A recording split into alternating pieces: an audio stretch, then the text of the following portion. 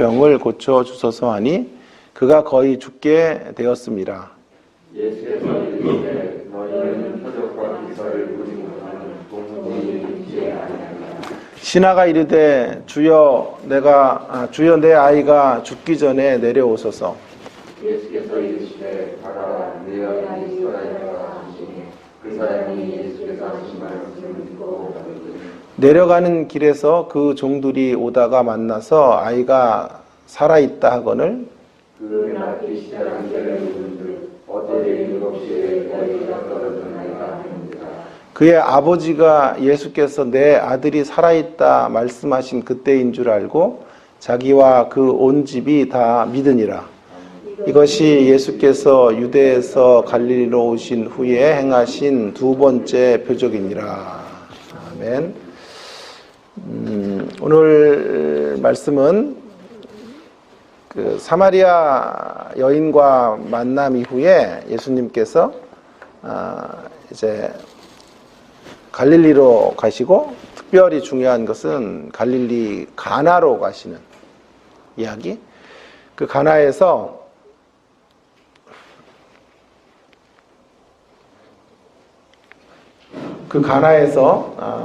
이제 두 번째 표적이 본문에서 이루어지고 있는데요. 그 두 번째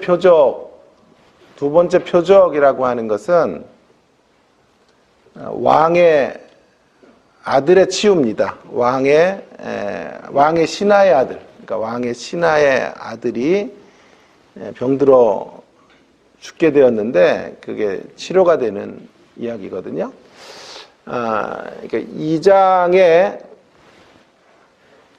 가나 혼인예식, 2장의 가나 혼인예식이 기적 1탄이라면 두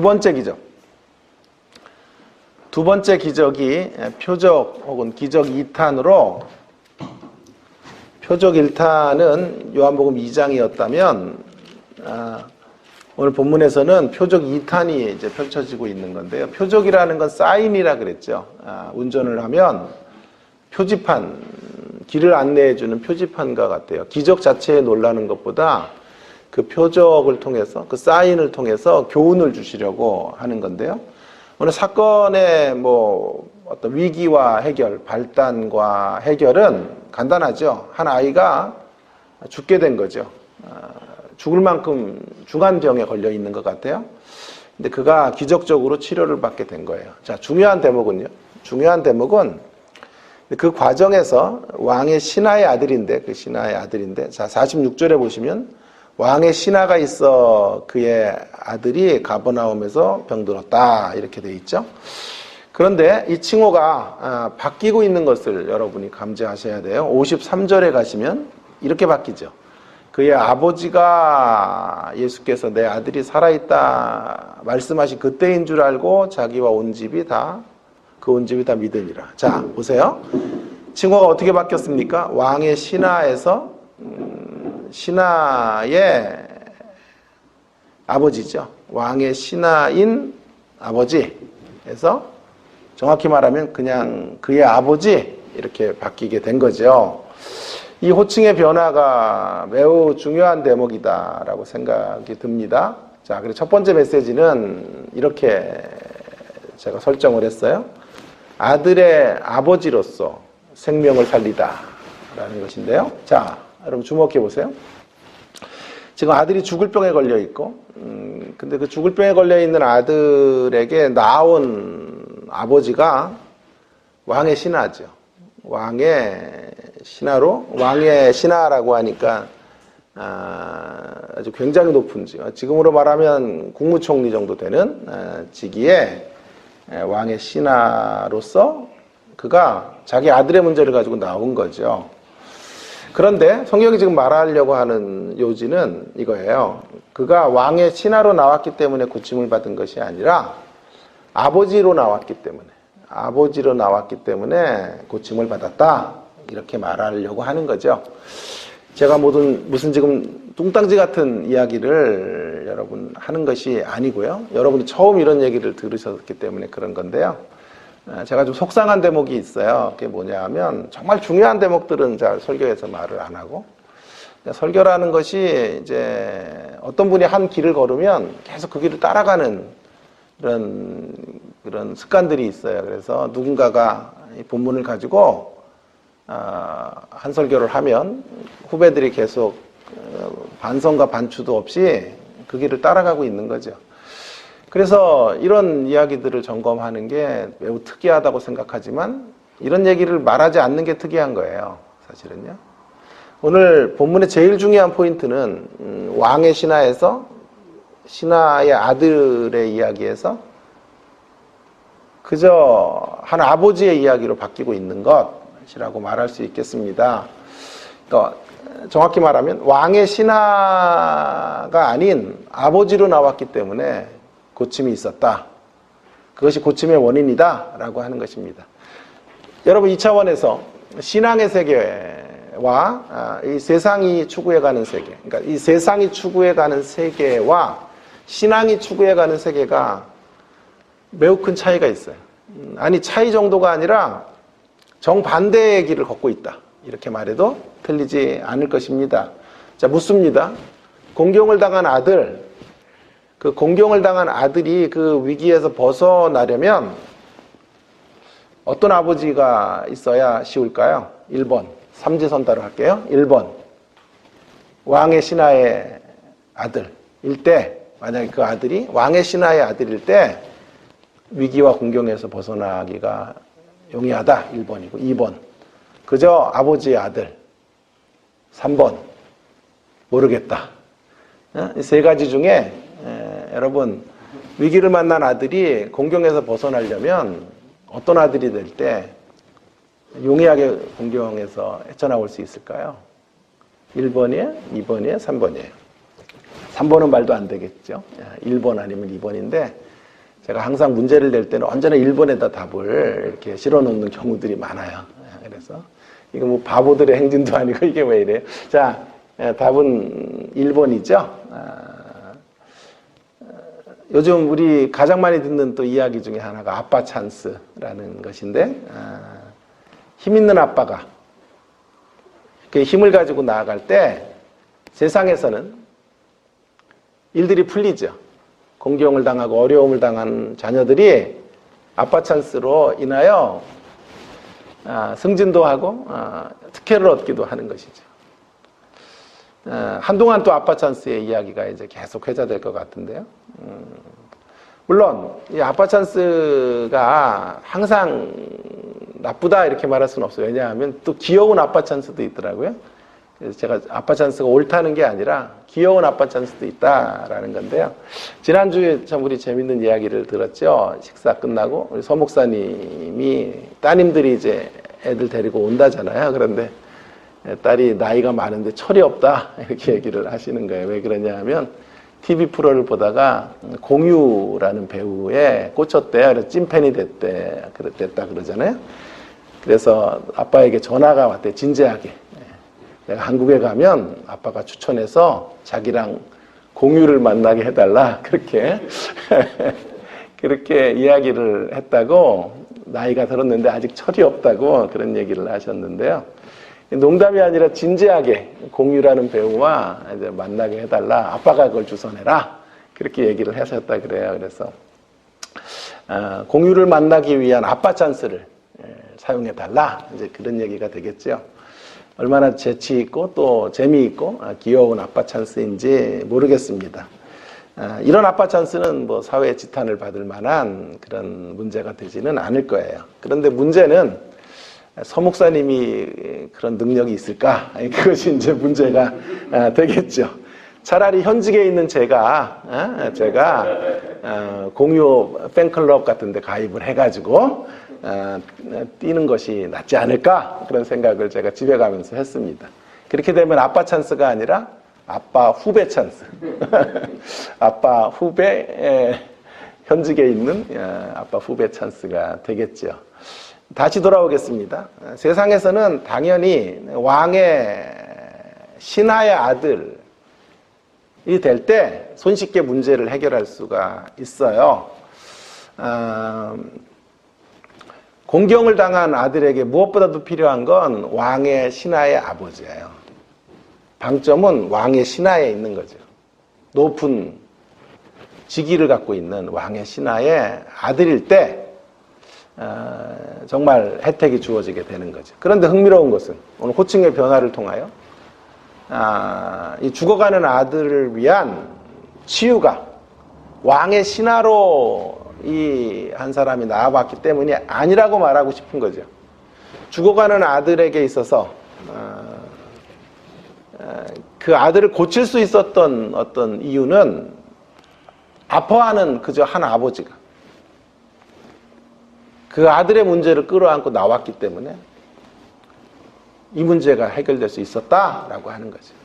이것이 예수님의 관점인 거예요. 이것이 성경의 관점인 거예요. 예수님에게 있어서 왕의 신하로 대변되어지는 그 어떤 사회적인 직이나 직함은 통하지 않아요. 예수님의 마음을 움직이는 동력은, 원인은 그저 한 아버지의 깊은 연민과 죽게 된 자녀를 바라보는 안타까움, 절규인 거예요. 이것이 예수님이 찾고 있는 중요한 지점인 거죠. 왕의 신하라고 하는 강력한 아버지의 신분이 아니라 그 어찌할 수 없는 환경 앞에 한 처절한 아비의 심정으로, 아버지의 마음으로 나오는 피 맺힌 눈물, 그 눈물의 고백을 들으시고 주님은 일하시기 시작하시는 거예요. 오늘 이것이 매우 중요한. 그런데 누구도 잘 점검하지 않아서 제가 무용이 있다 그랬잖아요. 무식하면 용감해서 이 대목을 눈여겨봐야 된다라고 말씀을 드리는 거죠. 우리에게 대한 적용점, 우리를 향한 적용점으로 가보겠습니다. 왕의 신하 같은 아버지가 되지 말자, 그것이 문제가 있다라는 이야기를 드리는 것이 아니에요. 그러나 예수님에게는 그것으로는 통하지 않는다라는 말씀이 오늘 이 메시지의 골자가 되겠습니다. 예수님에게 통하는 건 우리의 사회적인 신분이나 지위로 나가는 것이 통하는 게 아니고, 예수님에게 통하는 것, 우리의 계급장 무언지를 보여드리는 것으로 예수님께 어필될 수 있는 것이 아니고, 예수님에게 어필되는 것은 겸손이에요. 예수님께 어필되는 것은 가난한 마음이에요. 가난한 심령으로 주님 앞에 나아가 곤고한 문제들을 아랠 때 예수님은 일하신다는 거죠. 그래서 많은 위로를 줘요. 아빠 찬스를 쓸만한 직위에 우리가 있지 못하다고 해도 낙심할 필요가 없다는 거예요. 또 아빠 찬스를 쓸 만큼의 능력이 있어도 우리는 주님을 의존해야 된다는 거예요. 그럴 때만, 관건은 주님을 누가 의존하느냐에 이 치유의 역사들이 달려있다 라고 하는 것을 우리 가운데 말씀해주고 싶은 교훈이라고 생각이 들어요. 아비의 심정을 가진 이에 절규가 필요하고 눈물이 있어야 우리 자녀들이 회복이 되고 다시 건강해지는 역사들, 다시 주님께 돌아오는 역사들이 펼쳐지게 된다는 것을 말해주는 거예요. 자, 이 이야기를 더 확대해서 적용하면 그저 자녀의 문제만이 아니에요. 세상을 향한, 우리 주변을 향한 우리의 자세가 무언지 하는 것도 말해줘요. 느헤미야 1장으로 가보면요. 느헤미야가 울어요. 예루살렘 성이 회파되었다는 소식을 듣고, 성문이 불탔다는 말을 듣고 울어요. 느헤미야 1장은 727쪽 정도 되는데요. 4절에 이렇게 말하죠. 1장 4절에 내가 이 말을 듣고 앉아서 수일 동안 슬퍼하며 하늘의 하나님 앞에 금식하고 기도했죠. 그때 어떤 역사가 펼쳐지나요? 2장 8절에 보면, 느헤미야 2장 8절에 어떤 일이 벌어지냐 하면, 왕이 수심이 가득 찬 느헤미야를 보고 허락을 해줘요. 어떤 문제 때문에 그러냐 그랬더니 자초지정을 얘기하자. 그럼 고국에 들어가서 회파된 성을 건설해라. 그런 허락을 해주는 거죠. 배후에 하나님이 역사하신 거죠. 한 사람의 절규와 눈물이 이런 일들을 이루어낸 거예요. 여러분 놀랍지 않습니까? 그가 한 사람의 아비의 심정으로 시대를 바라봤기 때문에 펼쳐진 일이에요. 그는 왕의 술 맡은 관원장, 술 맡은 자예요. 여러분 암살이 많았던 이런 고대 왕국에서 왕실에서 그 보직이 항상 술을 먹어야 됐던 왕실에서 술에 독이 탔는지 안 탔는지를 점검하는 이런 사람의 직책은 최측근이란 말이죠. 오늘날로 말하면 비서실장 정도 될 거예요. 왕의 비서실장 정도 되는 사람이에요. 그런데 느헤미야가 지금 그런 왕의 신하로 기도했기 때문에 하나님이 일하시고 왕의 마음이 움직여진 게 아니에요. 느헤미야가 시대를 구할 수 있었던 이런 도구가 되고 통로가 될 수 있었던 이유는 그가 한 아비의 심정으로, 시대를 바라보는 한 안타까운 아버지의 심정으로 피토하는 절규를 한 거죠. 민족의 역사를 바라보며 안타까워한 거죠. 그 안타까움을 하나님은 사용하시는 거죠. 우리 모두 이런 아비의 심정을 품고 자녀들도 바라보고 주변 사람들을 바라보고 세상을 바라보고 교회를 바라보고 우리 공동체를 바라볼 수 있는 저와 여러분 되기를 간절히 바랍니다. 삶의 곳곳에 죽어가는 사람들의 소리를 듣고 창조 질서에 이탈해 가고 있는 세상의 모습을 바라보며 한 아버지의 심장을 가지고 아파하는 사람, 그런 한 사람이 있다면 하나님은 그 한 사람을 통해 선한 역사를 펼쳐주실 것이고 우리 삶의 주변에 있는 이 어그러진 모습들을 회복시키는 이런 놀라운 역사에 우리를 사용해 주실 것이라고 믿습니다. 자, 그런 이야기들, 무너진 것들을 향한, 무너져 있는 퇴락한 곳을 향한 아비의 마음과 아버지의 심정만이 그 퇴락한 성읍들을 고치는 길이 된다라고 하는 것이 오늘 우리에게 주는 말씀이에요. 자, 조금 더 가봅시다. 이제 조금 더 우리는 상상력을 동원해야 되고 유추가 필요해요. 이제 한 걸음 더 가면요. 이 본문은 우리에게 또 다른 아들과 아버지를 상기시킨다라고 하는 건데요. 자, 보세요. 오늘 죽어가는 아들, 그리고 예수님 앞에 나온 아버지, 이 이야기 안에 우리는 또 다른 아들의 이야기, 또 다른 아버지의 이야기가 이렇게 이면에 박혀 있다. 그것들을 도출해내고 그것들을 발견해가는 장치로 쓰였다라는 것을 읽어갈 수 있어야 돼요. 자, 깊지요, 본문의 이야기가. 요한복음이 이렇게 깊은 책이에요. 제가 이 본문에 있는 이야기들을 단어를 던져볼 테니까요. 그것이 어떤 아들과 어떤 아버지를 연상시키는지 한번 생각해 보세요. 오늘 본문에 아들이 나오죠. 그리고 아버지가 나오죠. 아들이 죽음을 향해 가고 있죠. 죽음의 이야기. 아들이 살아났죠. 생명을 누리죠. 지금 이 5가지 이야기들은 우리에게 예수님과 아들 예수와 아버지 하나님을 생각나게 하기에 충분하죠. 아들 예수님과 아버지 하나님의 이야기예요. 이 이야기를 유추해 갈 수 있는 거예요.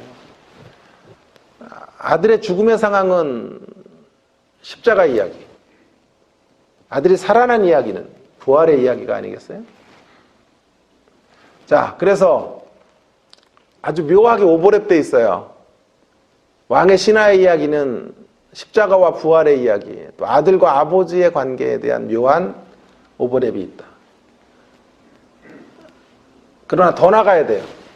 이 이야기보다 더 진일보한 이야기가 하나님 아버지와 아들의 이야기예요. 2가지 차별화된 이야기가 이제 성부와 성자의 이야기 안에는 들어온다는 것을 제가 증명해 보일게요. 첫 번째, 관계의 차별화에 대하여. 자, 오늘 본문의 관계는 어때요? 이렇게 말해야 돼요. 아들의 아버지예요, 본문의 관계는. 아들은 수동적이죠. 아들은 나레이터가 그냥 말하잖아요. 병들어 죽게 되었는데 아들은 무대장치 안에 무슨 대사가 있지 않아요. 그죠? 무슨 역할이 있지 않아요. 그죠? 죽어있는 배경이죠. 그리고 이 무대 속에서 활동하고 있는 존재는 아버지인 거죠. 아버지밖에 없죠.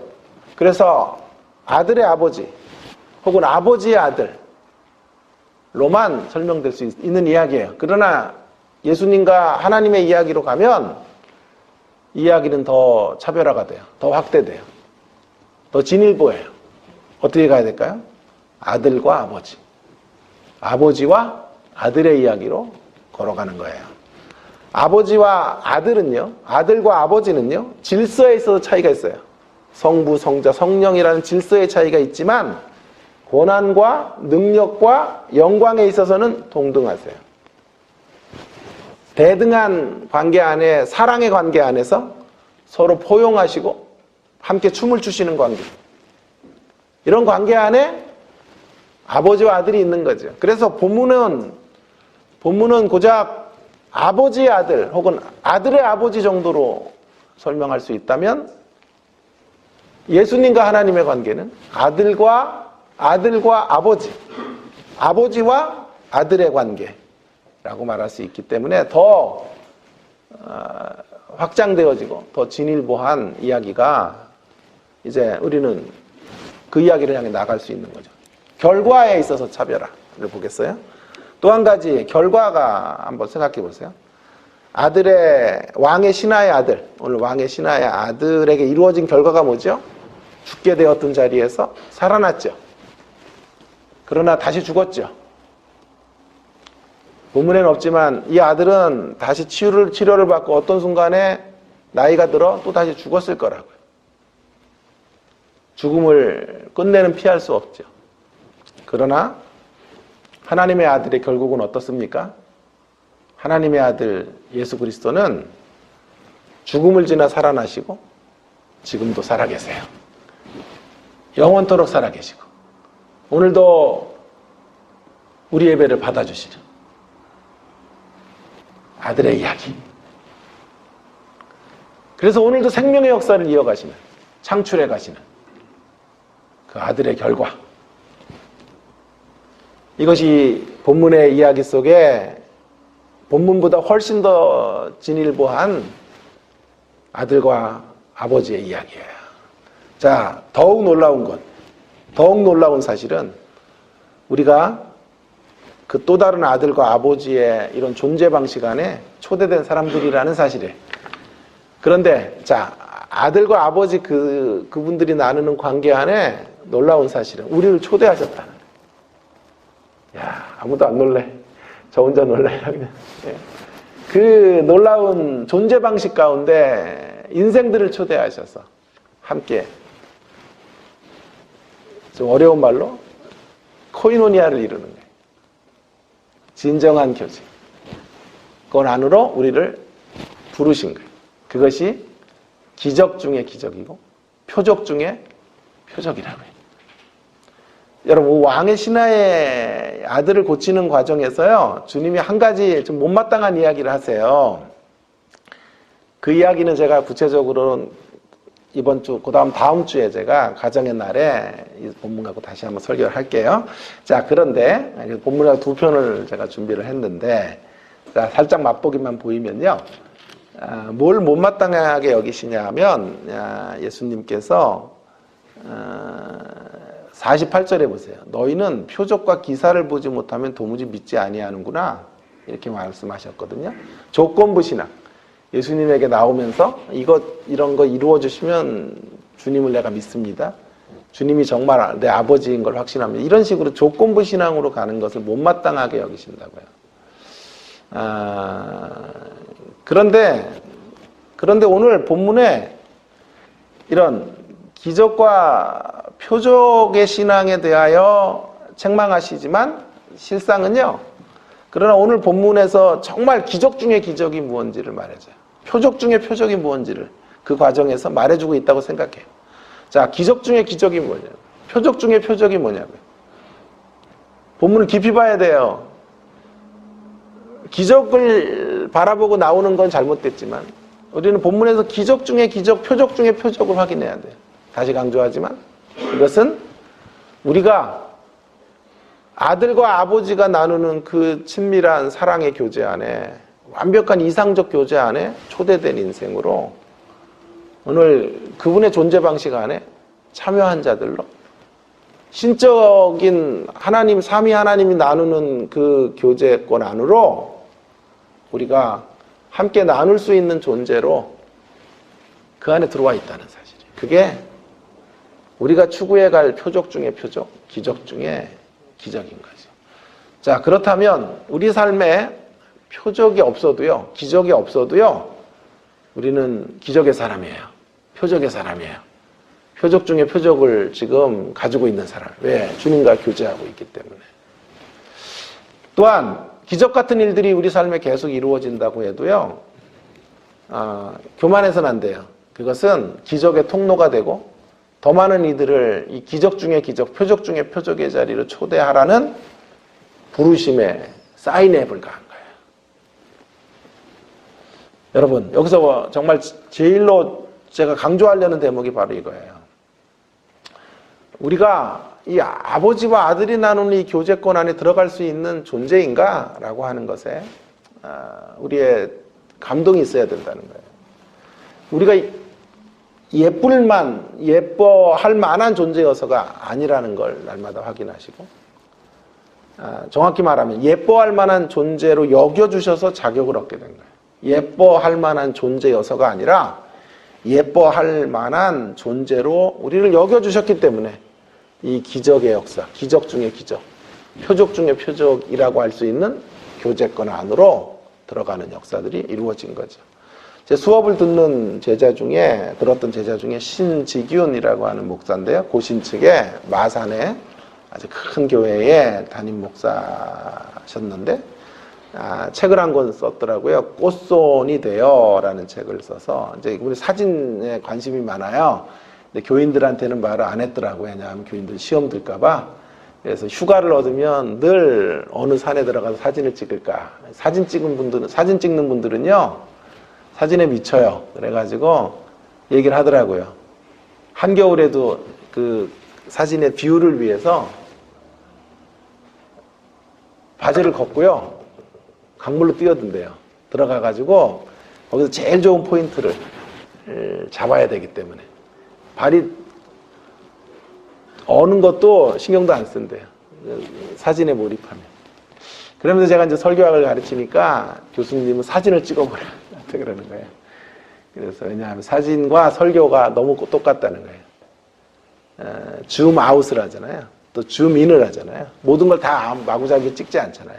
설교라는 것도 그런 거거든요. 본문을 이것저것 건드리는 게 아니라 줌 아웃을 시켜야 될 것들은 줌 아웃을 시키고, 그러면서 줌 인을 향해서 가고, 어떤 각도로 보느냐, 어떤 시각으로 보느냐에 따라 메시지가 달라지는 것이기 때문에 사진과 설교는 같다, 이렇게 이제 주장을 하면서 저에게 이제 사진학을 계속 만날 때마다 이분은 말해주는데, 그 유혹에 넘어갈까 하다가 아직까지는 아직 넘어가진 않았는데요.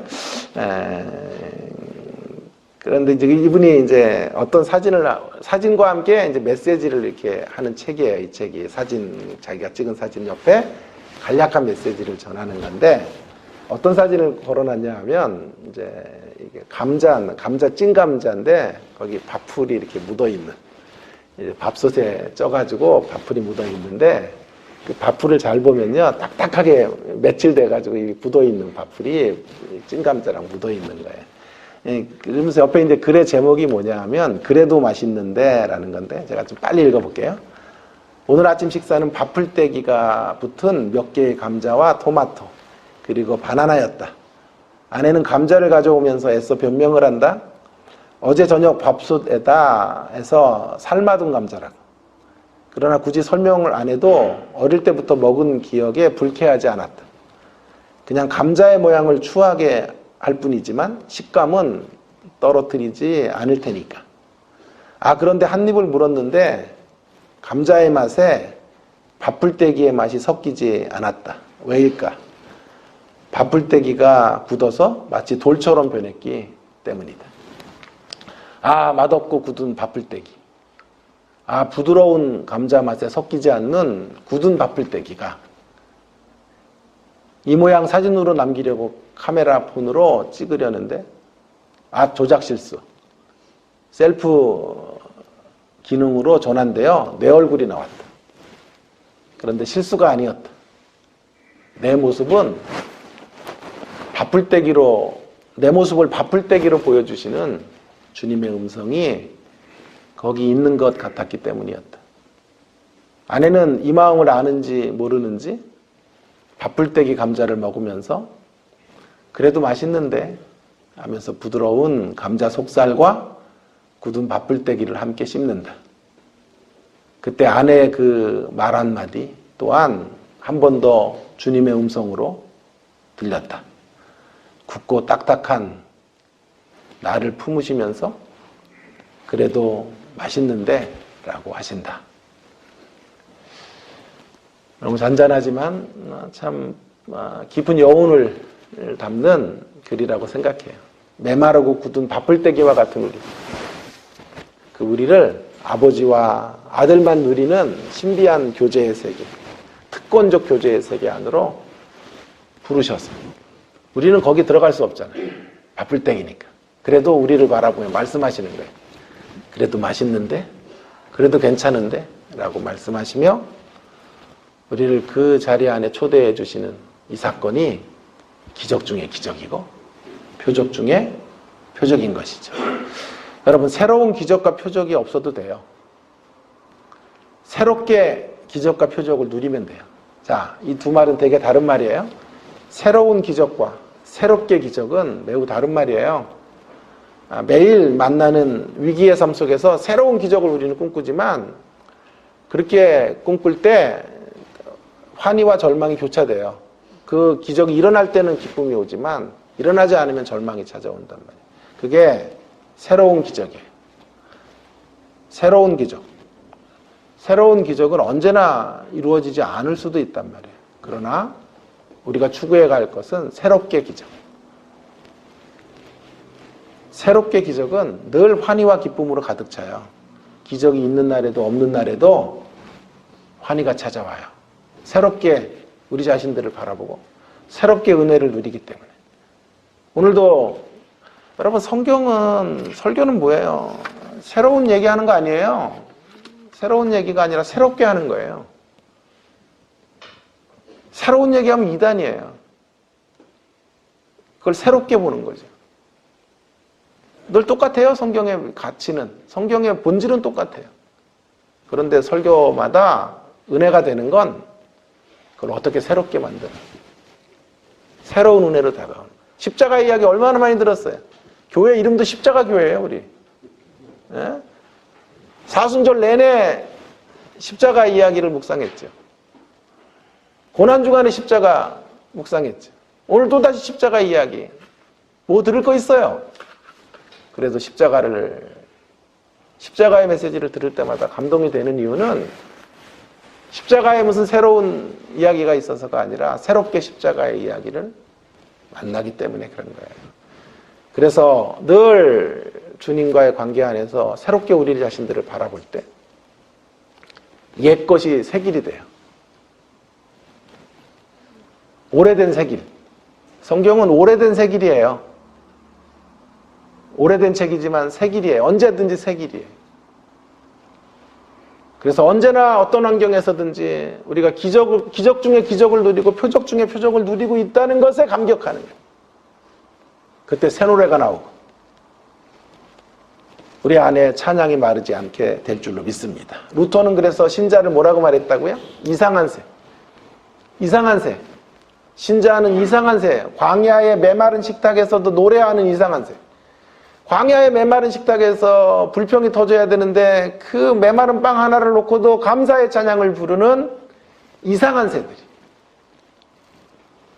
척박한 환경은 지나가지만 하나님의 구원의 은총과 하나님과 나누는 교제를 생각하면 날로 새롭게 기적.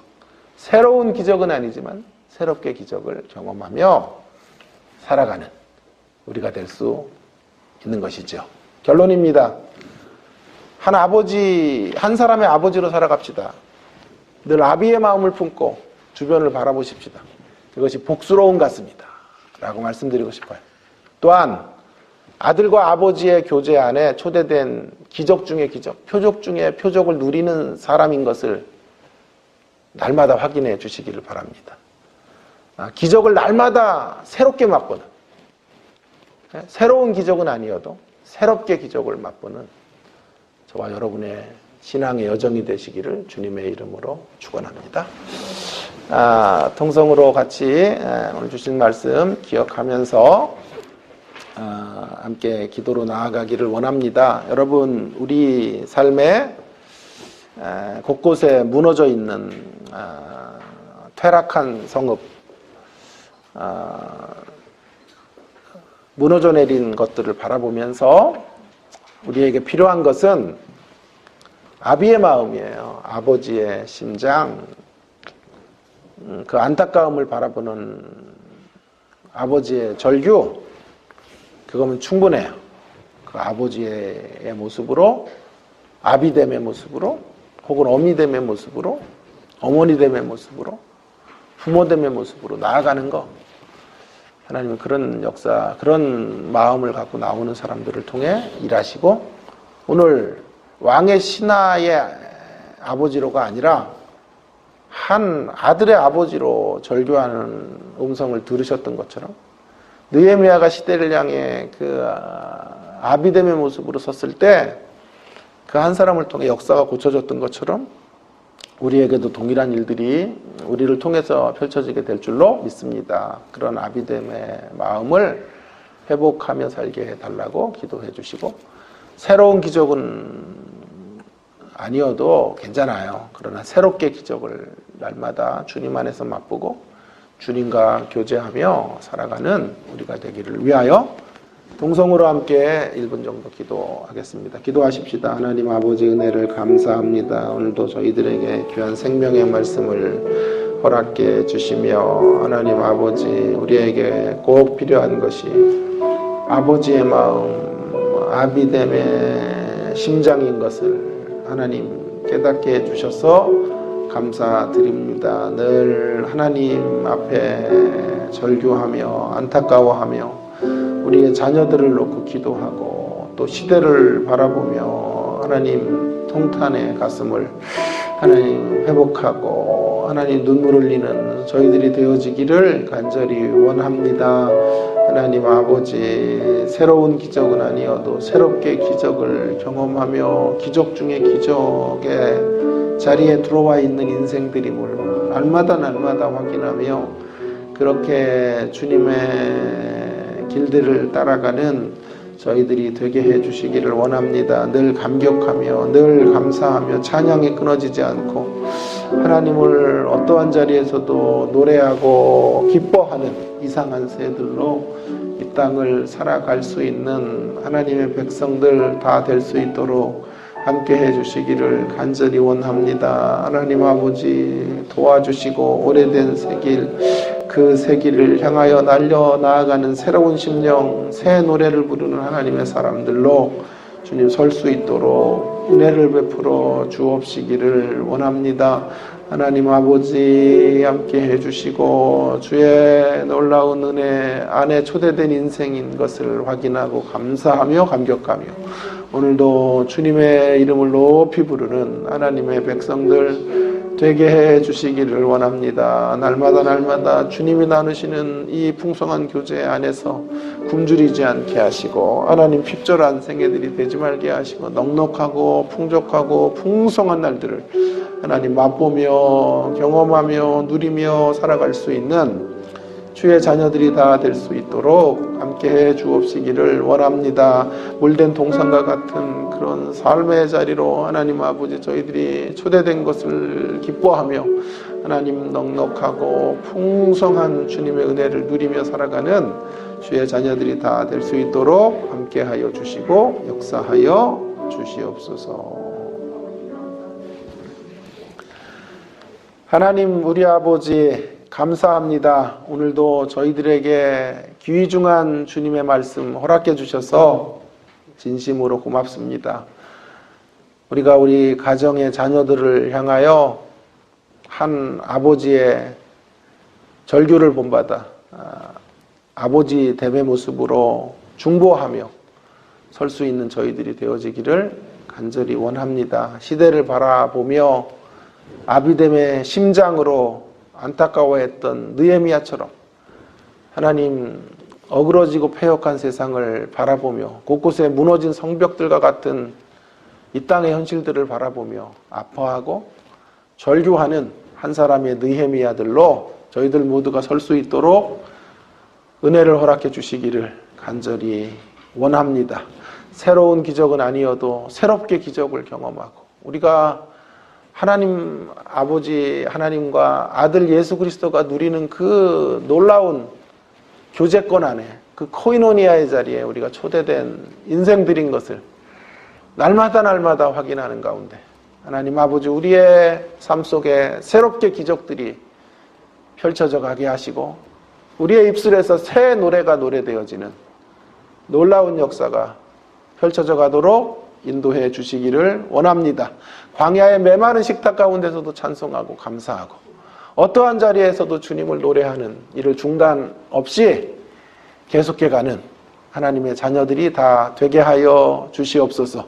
오늘도 우리의 노래를, 우리의 찬양을, 또 우리의 절규를, 우리의 눈물을 하나님 앞에 올려드리는 개인 기도의 시간이 될 수 있도록 함께하여 주시옵소서. 예수님 귀하신 이름으로 간절히 기도 올리옵나이다. 아멘. 우리 각자 개인